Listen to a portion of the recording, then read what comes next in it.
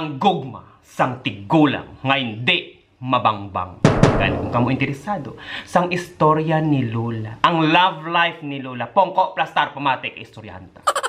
Pero antes kita mag-istorya sang love life ni Lola, syempre manamyaw na kita. Sagay, Negros Occidental, mayong adlaw sa inyo. Kagtani ka mo naman ang ara sa mayong kahimtangan.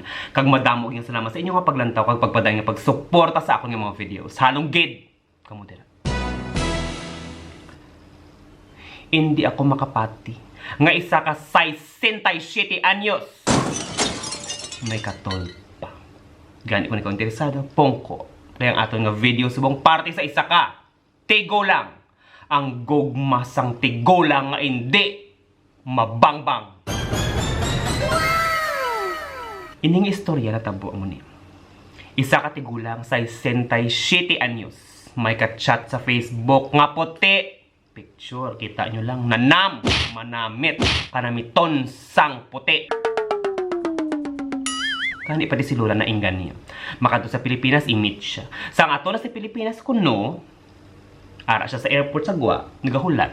May nag-message sa iya, ang puti hindi makagwa kay may balaydan. 30,000! Si Lola nagbayad 30,000. So na naman, di may yapon kagwa, may balaydan na naman. So natingala na siya nga gabayad. Di wala siya kwarta, nagamba siya nga, wala na ko kwarta. After sina, hindi na makontak ang nagapanga isang kwarta. Amo na siya ginatawag nga love scam. Na-scam ikaw, Lola. Basta gani, ma-involve sang kwarta, Facebook. Scam ina, nugay pa kuno-kuno, nugay pa kwan-kwan, nugay pa into, simple. Gani, muna lang ni kalain man nga aton pagkakadlawan, aton pagalibakon, aton pagachismis, kasi siyempre tigulang nga, respetar kay base, ara ang gaba. Okay? Ganing himuon ko na lang, amo na lang nila. Mahatag ako sa suggestion kung anong pwedeng himuon, hindi lang kay Lola, pati sa inyong tanan, basta ginaabot sang patol. Una nga sa question nga inyo dapat himuon. Kung nagakatol, Lola, kalapad sang ogsaran, manilhig. Kung nagakatol, pila ka kwartong inyong balay, limpyuhan. Kung nagakatol, laguan chika, tapos magpanglaba. Kung nagakatol, kuwang plancha, tanan plancha ha. Pating imong panty, plancha ha. Basi kun kinalan sa medyo init-init nga panty. Kaduha, kung nagakatol gid man la, muning himuon. Paminsarang apo. Kung hindi man ang apo, ang kabataan nimo. Tani sa ina pa lang, makontinto ka na.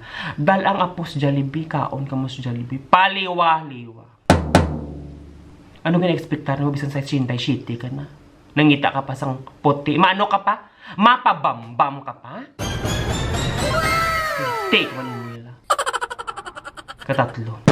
Kung doon hindi naging mapungga ng katol ang muning himuon ninyo. Lola, babahi, kung sino ba ang ginakatlan, tanan ka mo ginakatlan. Ang himuon simple gid lang. Amo ni ho. Muni siya, inyong monika. Pagpaga. Pagpaga nga pagpaga. Paghambala. Bao Diyos ko, sa isintay shitty anyos ka na. Gakatol ka pa? Pagpaga nga pagpaga. Nano? Sa isin, kurinot ng panit? Gakurinot ng tanan? Nang munika? Ang dila sang munika, gapula-pula. Ay, ang bot, Lula.